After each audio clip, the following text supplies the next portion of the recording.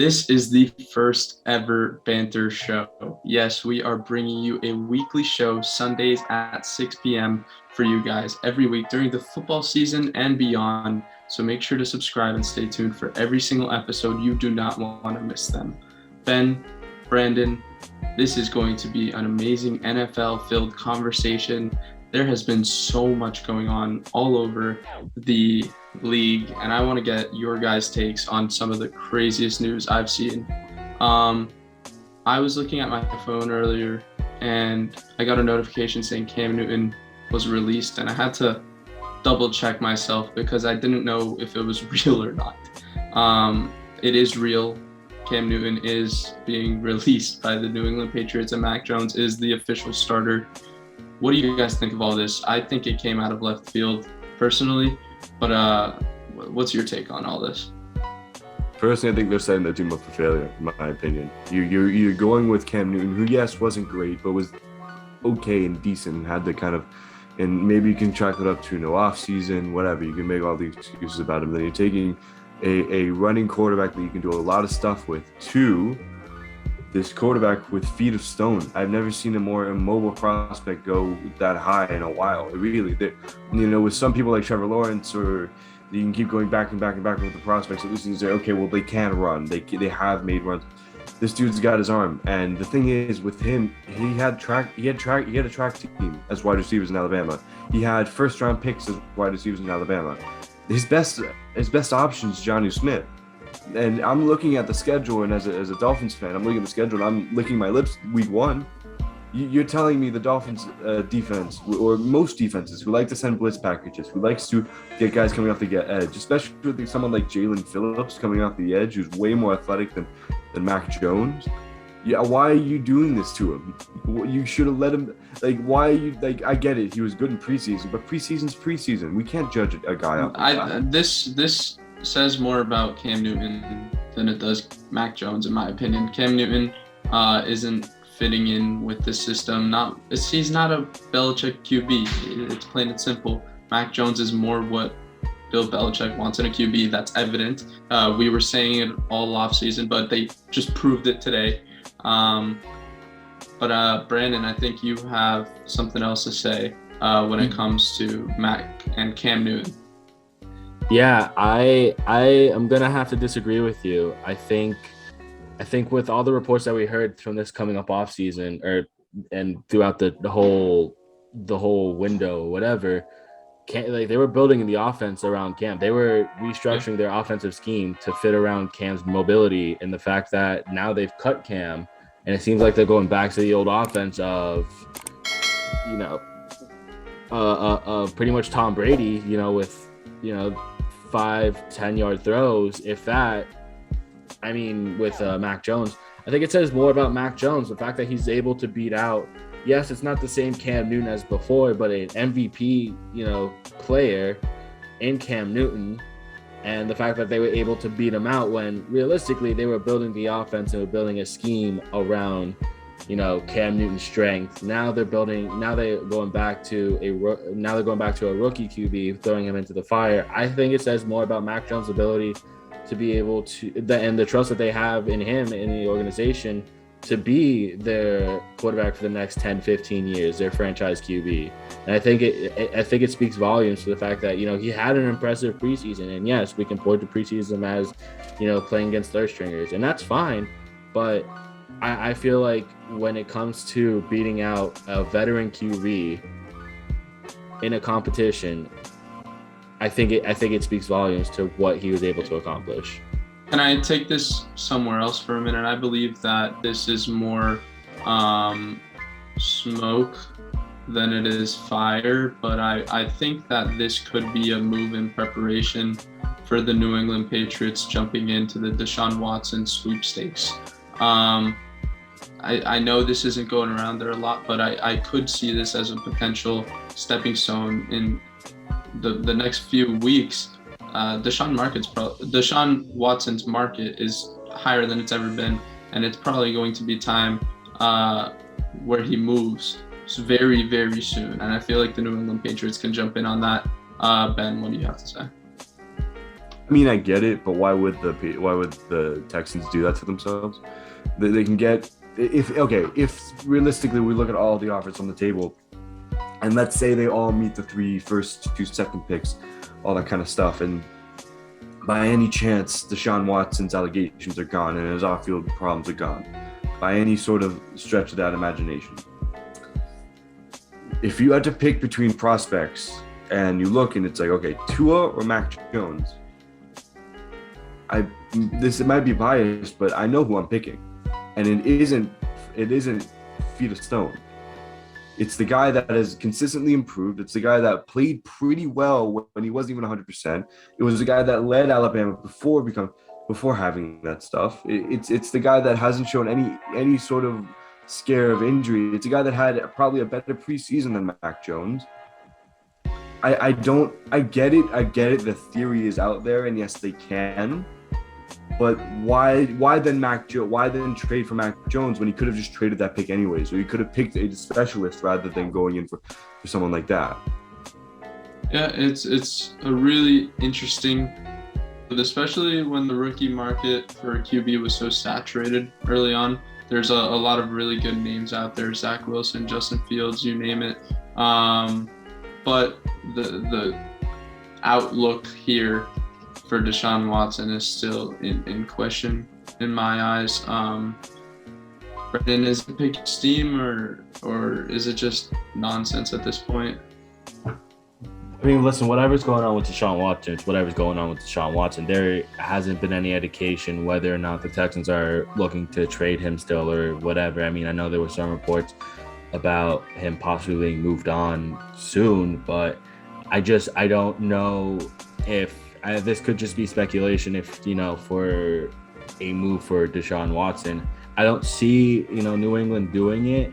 And I think right now, with the cut with Cam Newton, they're saying, listen, it's going to be trial by fire. He is going to be thrown into the wolves.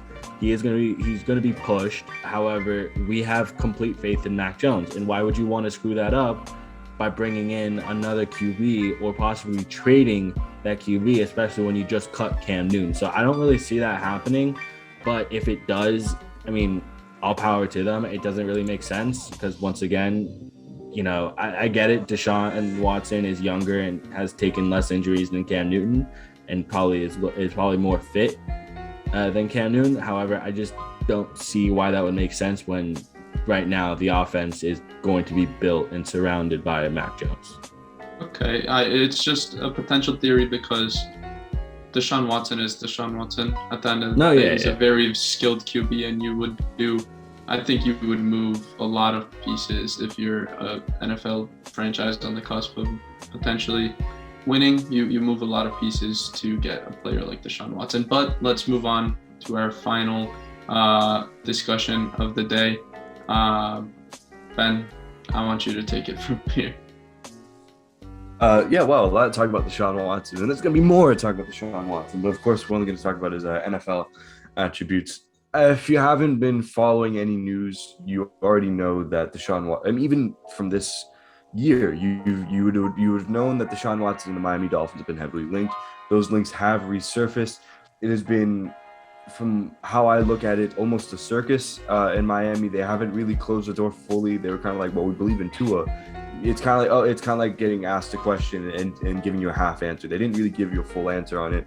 And then there's reports that Stephen Ross is a huge guy and is a huge believer in Deshaun Watson and wants him here. Drew Rosenhaus is saying Deshaun Watson's going to go to Miami. Take that as you will. Drew Rosenhaus is whatever source you want to think of it.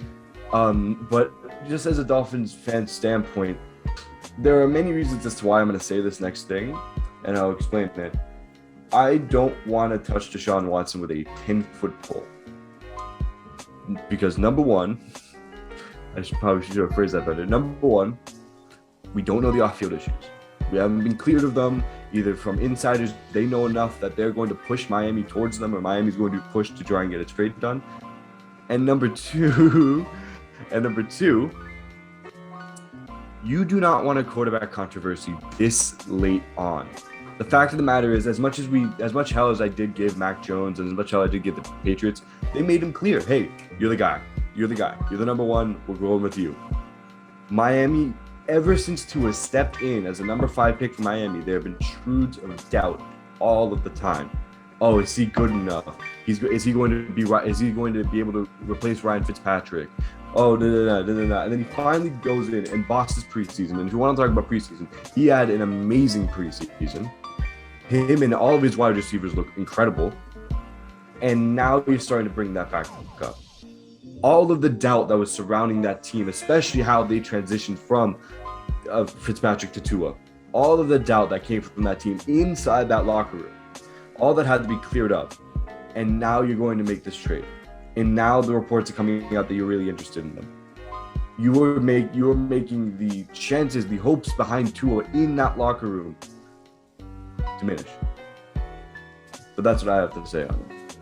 So is it killing the vibe and the energy around the Miami Dolphins now? Like are they uncertain who their starting QB is going to be week 1? Like, what's the environment around the team right now? The likelihood of it is that Tua is going to start.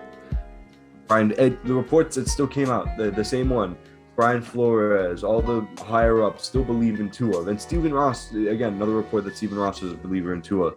But you can have it, you can do it both. Like, you can be a believer in Tua, but love Deshaun Watson and want him to come, because at the end of the day, Deshaun Watson, in most cases, is a top 5 QB, or at least a top 7 or top 10, whatever you want to say. He is one of the best QBs. And Tua, as much as I love him, hasn't proven it yet. And I'll understand that.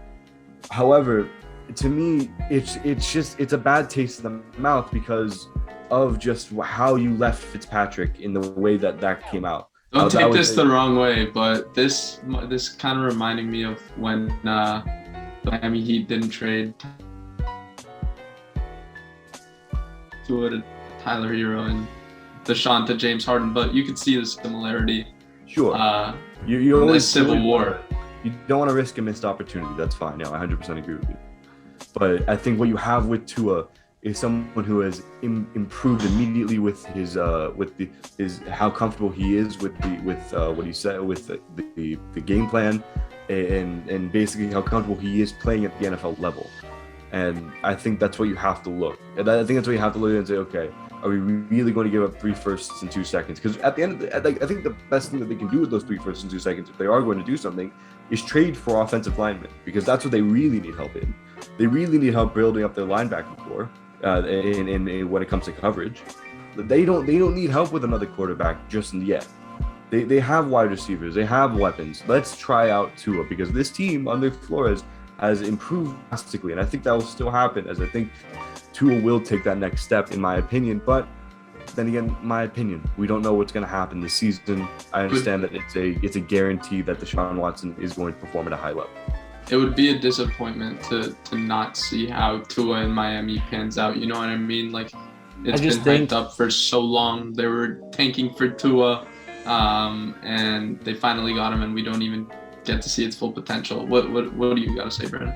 Listen, just quick final thoughts, because I think Ben really hit the nail on the head. I think how they built this offense around Tua, the fact that they drafted Jalen Waddle, a former teammate, Will Fuller, Preston Williams, Devontae Parker, and the fact that they changed the offensive playbook to fit his style of play. The fact that Chris Greer and Coach Flores came out and said that he's going to be our QB at the start of the offseason, I think really speaks to the fact that these are just Miami beat writers that have nothing else to report on. So this is what we're just going to be talking about. It's national news too. Like, PFN's also doing it. Like, it is national news that is catching on. Yahoo was another one that was doing it. I don't know the credibility of Yahoo as much, according to people. No, I'm sure there was other publications that were picking the story up. But I think this is just it's not like this smoke, this fire. This is a story that I don't think is going to really develop any further than, hey, Deshaun wants to be in Miami. Well, great, you were in Miami, but not for the right reasons.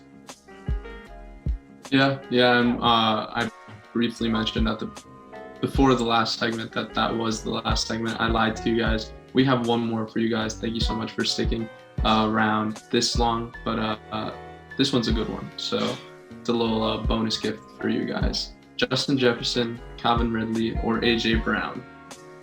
who is the better wide receiver?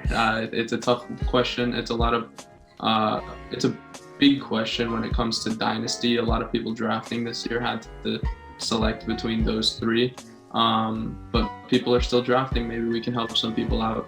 What do you think? Which wide receiver is the better one here? It's a difficult decision. I mean, it's difficult to kind of rank Justin Jefferson with the other two because at least those two have had years of experience. I mean, not that Justin Jefferson's going to take this trajectory. I hope he does incredibly well, but we've seen people come in and have a great first year, have a great run of years, and then kind of fade off into existence. It's difficult to put him as, like, I think it's between, because I'm starting AJ Brown because I think what AJ Brown has done, that's what makes him and Julio Jones just such a horrible plan to scheme against, because they're just so great at what they do. I think AJ Brown is just one of the most skilled wide receivers too in this league. Yeah, I think his ability is incredible, and that's why I'm starting him. It comes down to, I think in a sense, this is Calvin Ridley's prove it season, where okay, there's all this hype around you. You've done well. Don't get me wrong, but you're gonna have to get the ball rolling and be the number one guy. I think he can be it. I'm not going to hate on him. I think he's a very good wide receiver. But if Justin Jefferson continues on this trajectory, I don't know many that can stop him. You see, for me in Dynasty, we had our draft this season, and I took Calvin Ridley. I took Calvin Ridley even over Stephon Diggs. Some might call me crazy, but I feel like the fantasy value. Thank you for that, because I got Stephon Diggs. The fantasy value with Calvin Ridley extends over just the potential top 4 finish this season. I believe it's potential top 4 finishes for the next 6-7 seasons. Calvin Ridley is going to be the man moving forwards. I believe he is, if not one of the best receivers in the league already, he's got to be around that top 5 range. I got to include him over guys like DK Metcalf. I know Ben might not like that, but so I pick him early. Yes, of course. But Calvin Ridley's value moving forward is elite, and I believe it is miles ahead of Justin Jefferson's, and actually decently close to AJ Brown. I like AJ Brown a lot this year. I feel like Julio's going to open up the floor for him, give him some space to create. And Ryan Tannehill, when he does throw the ball, he likes to take opportunities, and he's got 2 of the best playmaking opportunities in the NFL. So AJ Brown's definitely going to be a menace on the football field. Yeah, I mean, listen, I think the only knock on Calvin is the fact that he has been throughout his career, and it's no fault to him. It's just the fact that he had Julio Jones next to him. Yeah, I would say is a bit inconsistent with his performances. And not to say that he isn't a great wide receiver. I think he is. I think he's a good wide receiver. I just don't know if it's a hard question, because AJ Brown, I think obviously you start, but do you go on from there with a second year wide receiver, or do you go with Calvin Ridley, who's more experienced? I like to play boomer bust, so I would like to take Justin Jefferson because it's the projection on this kid, I think, is incredible. And I think he's going to be one of the top receivers in this league. I think just given more development, and I think given, a better QB than Kirk Cousins throwing him the ball. So I would like to think that if we're going to play start, bench, cut, like definitely AJ Brown, then Justin, then Calvin. Yeah, my official start, bench, cut, as you guys can tell, is Calvin Ridley, AJ Brown, Justin Jefferson. Ben, did you give yours? In theory, I did. Okay. I think at the end of the season, my opinion on Calvin Ridley will change. Again, I think he's a baller, but with the fact that Justin Jefferson did that with that quarterback, with Kirk Cousins, I'm gonna have to agree with Brandon in his placement. All right, this has been the Banter Show, our first ever show. If you guys did enjoy it, please make sure to leave a thumbs up on the video, and we'll see you next time on the Banter Show.